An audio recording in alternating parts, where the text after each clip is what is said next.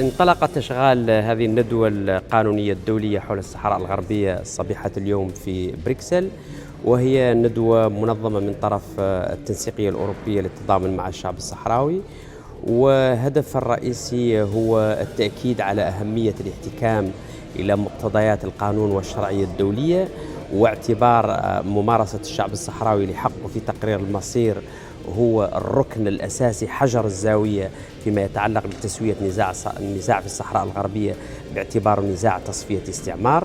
وفي هذا الإطار يعني حلقات النقاش الثلاثة المنظمة في هذه الندوة اللي يعني تلامس موضوع القانون الدولي ومركزية حق في التقرير المصير، ولكن أيضا موضوع الثروات الطبيعية الصحراوية وسيادة الشعب الصحراوي عليها، والأدوار السلبية التي يلعبها الاتحاد الأوروبي فيما يتعلق بتمويل الاحتلال من خلال هذه الاتفاقيات التي يتم التوقيع عليها في خرق واضح لمقتضيات قرارات محكمة العدل الأوروبية. وأخيرا يعني حلقة نقاش حول موضوع حقوق الإنسان في الصحراء الغربية، وضرورة بأن المجتمع الدولي والأمم المتحدة خاصة تتحمل مسؤوليته فيما يتعلق بتوفير الحماية للمدنيين الصحراويين للشعب الصحراوي داخل هذا الإقليم اللي تقع على الأمم المتحدة، على عاتق المجتمع الدولي مهمة تصفية الاستعمار منه، وبالتالي إنهاء وطي صفحة الاستعمار بشكل نهائي من القارة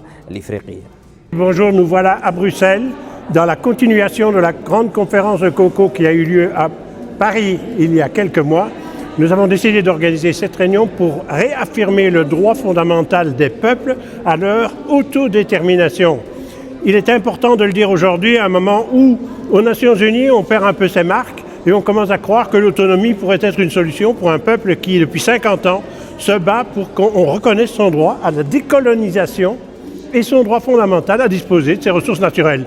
Et donc nous sommes là avec des juristes pour réaffirmer dans une enceinte consacrée à la presse, consacrée aux Nations Unies, pour réaffirmer les droits fondamentaux d'un peuple qui s'appelle le peuple sahraoui.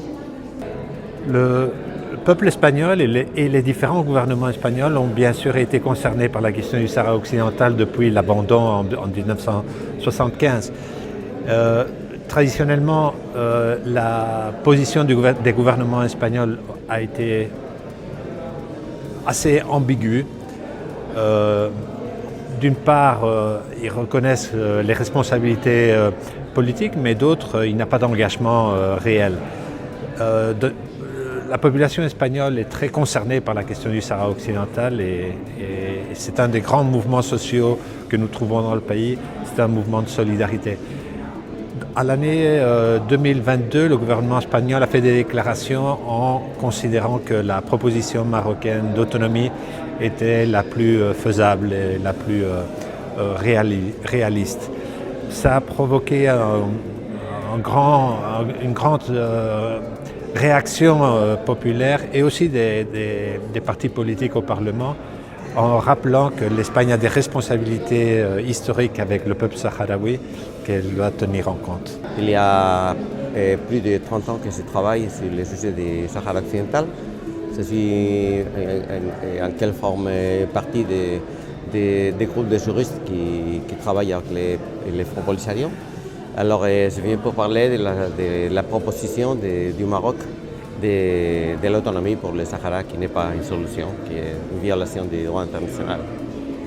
Oui, bon, ce projet, c'est un projet de musique, d'appui au peuple sahraoui et au peuple palestinien, qui ont fait de 56 musiciens américains, et qui vraiment ils sont très courageux, parce que si quelqu'un met dans ces concerts une carte avec disant qu'ils sont antisémitiques, ils vont pas avoir de travail.